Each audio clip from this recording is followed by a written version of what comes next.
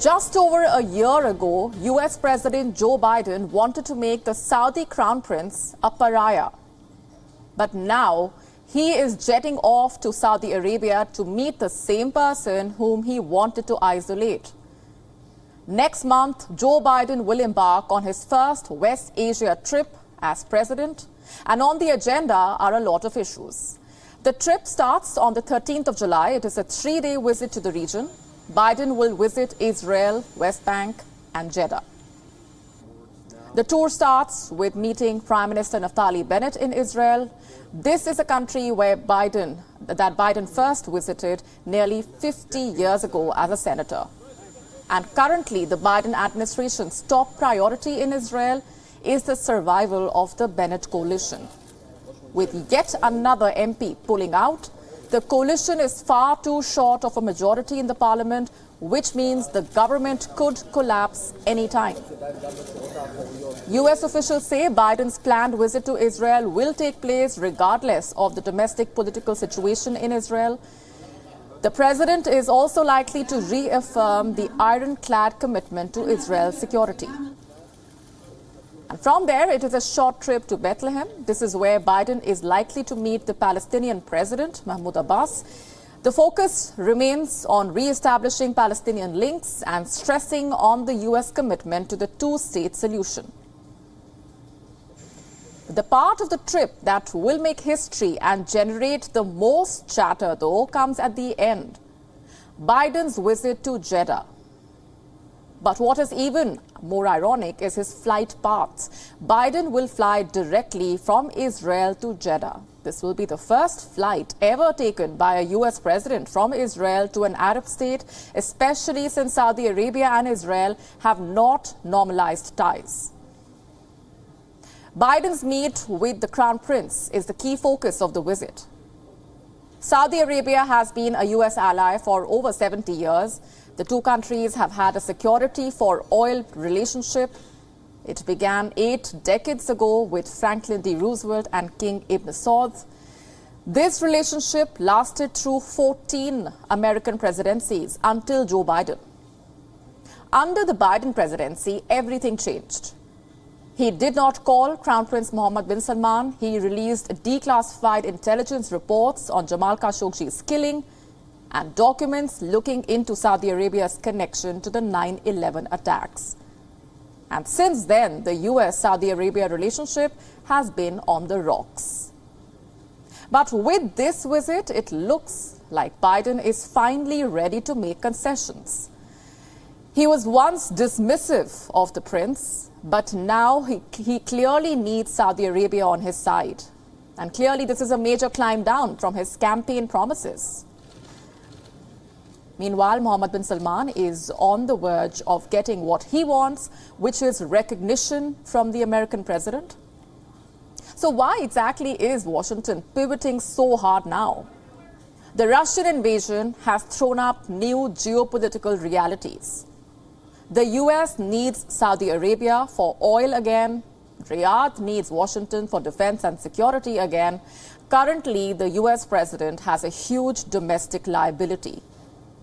Gas prices are surging in his country, prices that Saudi Arabia could help lower. Also, the Crown Prince is young. He is likely to lead the kingdom for decades. So a reconciliation had to happen at some point.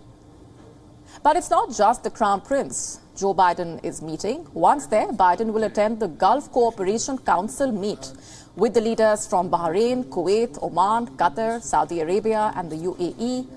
He will also be joined by the leaders of Egypt, Iraq and Jordan.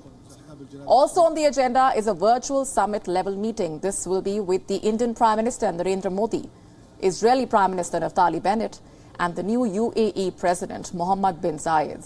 This is a part of the I2U2 country grouping, also commonly known as the West Asian Quad.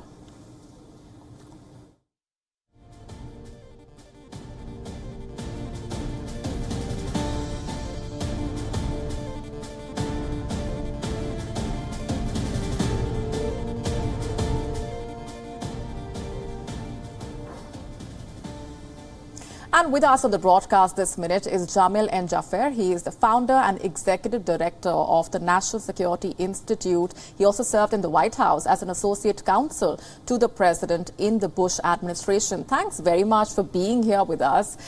Earlier, when Joe Biden was asked about this Saudi Arabia trip, he justified it saying that, well, this would not change his stance on human rights, but the aim would be to promote peace in the region. How does that make sense?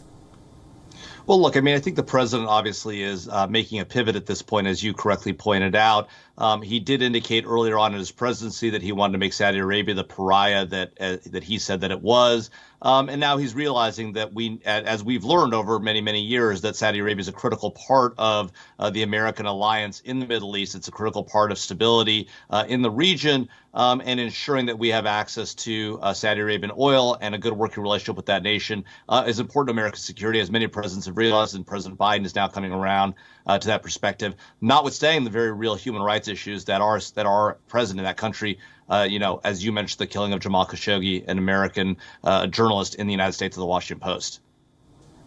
What would you say the American president hopes to achieve with this visit to the region?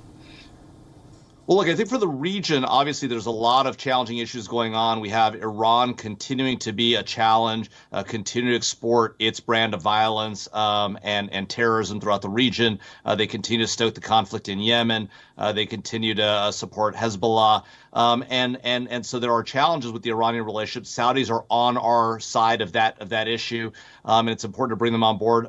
Trying to find a path forward between Israel and the Palestinians, also something that needs to happen. And then doubling down on what President Trump began with the Abraham Accords and expanding those in an ideal world just to Saudi Arabia under Crown Prince Mohammed bin Salman would be, I think, a goal of American policy in the long run.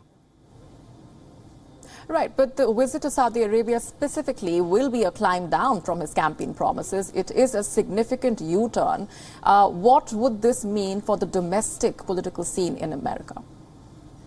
Well, look, I think the president is going to take some heat from his liberal base on this question of human rights, particularly given his very strident statements, not just as a campaign during the campaign, but also as president. That being said, look, I think every American is challenged with gas prices being at an average of $5 across the country, higher in some regions. I think there's a recognition that that's going to cause a crimp on the American economy and is going to create real challenges for ordinary Americans who need to get to work every day in their cars. And so if the president can find a path forward with Saudi oil, I think that'll be a real benefit to the nation. I think that ultimately that will overcome any concerns that he faces with his liberal base on the human rights questions. Jamil, thanks very much for being here on the broadcast with us and sharing those perspectives. WION now available in your country. Download the app now. Get all the news on the move.